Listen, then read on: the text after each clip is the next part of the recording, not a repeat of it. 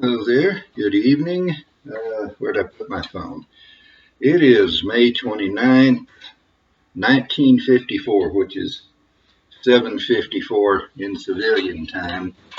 As you can see, this is a different set than I have used previously.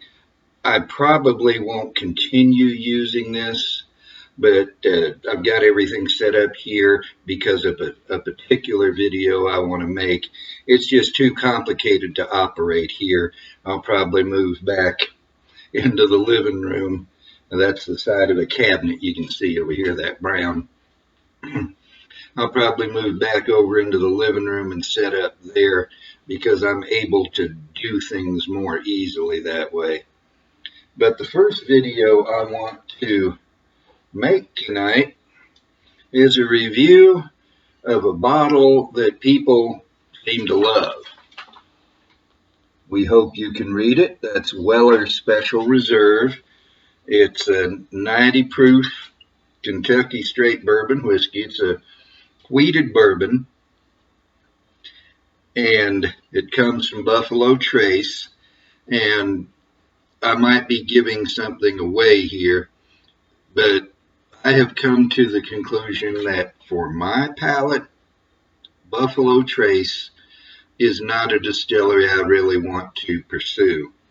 I've had several of their things, whether in bottles or in samples, and the only thing that I really liked was Blanton straight from the barrel. But I'm going to actually review this for you. Now, my reviews on Distiller, that's DISTILLER .com, distiller.com. I'm sorry, my brain's losing track of my own name right now. My reviews there are much more complete than my video reviews for various reasons. And I've already reviewed this Weller there on Distiller, but I haven't done a video review of it. And Weller in any of its forms is such a popular whiskey. There's this Weller Special Reserve. There's Weller Antique 107, Weller Full Proof. I think there might be one or two others that I did want to review this. Now, because there are several other Wellers, they might, if I got the chance to try them, which I haven't, I might like them better than what you're going to see here. And again, I'm giving things away a bit. But we have here Weller Special Reserve, 90 proof, legs worn pretty easily. Of course, I've been drinking on it already. I'm trying to find a good place to look at it. It's a nice copper color. And when I put my nose in it, well, it smells like bourbon. It smells better than Jim Beam or Jack Black, certainly, which is faint praise, I realize it. You could probably pour just about anything and get better than them. It's not that they smell bad, it's that they don't smell like much of anything at all. And this is better than that, certainly. So let me get some details. Butterscotch, vanilla,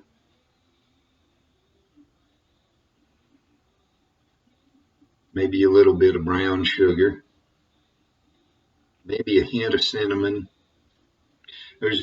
For 90 proof, there is some alcohol in the nose.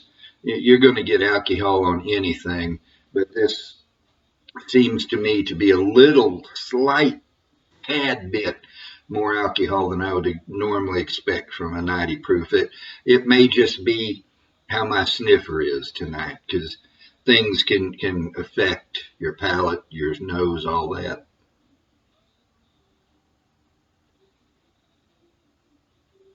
It smells pleasant. It has the notes I've listed, but that's all I'm getting. It's not special. It's not complex, and so I'll go on to the palate.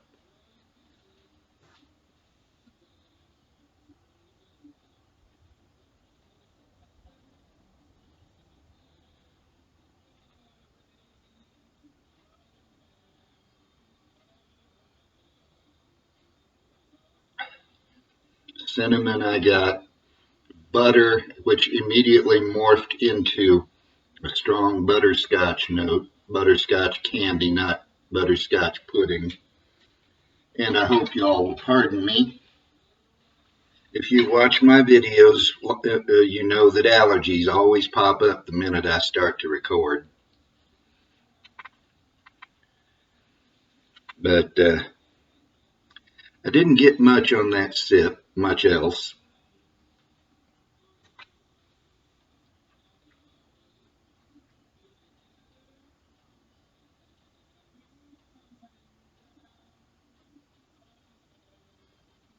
That's all I'm getting. Now on the finish, there's some butterscotch and cinnamon. And of course the sting of the alcohol, again, more than I would expect from 90 proof. And then some oak comes in. And this is a very oaky finish. I don't know what the age is on this. It's non-age stated, as I recall. And there's no age statement on it. So it is at least 4 years old, though. As I said, it is Kentucky straight bourbon whiskey. By federal law, if it's straight whiskey and it's less than 4 years old, it has to have an age statement on it. There is no age statement on a straight whiskey, so it's at least 4 years old. Beyond that, I don't know. The flavors don't communicate age to me. I'm just purely guessing based on the basic, simple bourbon flavors I'm getting. But I would say that this is probably about a 6-year-old bourbon. I could be totally wrong. But it's sweet. Buffalo Trace bourbon is sweet. It doesn't taste bad. It tastes good. But that's really all I can say about it. You know, the bottle says special reserve. Well, maybe it's a reserve, but to me, this is not special. The flavors are not special. The nose is not special. The finish is not special. And, you know, if you want it, fine. It's not expensive. This bottle cost me, well, where'd I put it? $39.99. I'll be honest, I don't think it's a $40 bottle. I would say $20, $25 would be a fair price for it. But if you want it and you're willing to pay $40, that's fine. And a lot of people do like that. A lot of people really love the Buffalo Trace Distillery and its profile. As I say, I am not a raving fan. It's not that their stuff is bad. It is not bad whiskey. It just isn't exceptional whiskey. Let's put it that way. It's bourbon. You can say that about Jim Beam White Label. It's bourbon. This has a little higher proof than Jim Beam White. It certainly tastes better than Jim Beam White. Other than that, though, it has nothing, in my judgment, to cause it to stand out from other bourbon whiskeys. So that's my view of Weller Special Reserve. I'm going to operate the mouse with my left hand, and though I am left-handed, I usually use my right hand. That's how I learned to do it. This setup has the mouse over here. So I hold the glass in my right hand, and I'll tell you what, The Virginian is really the first true Western novel.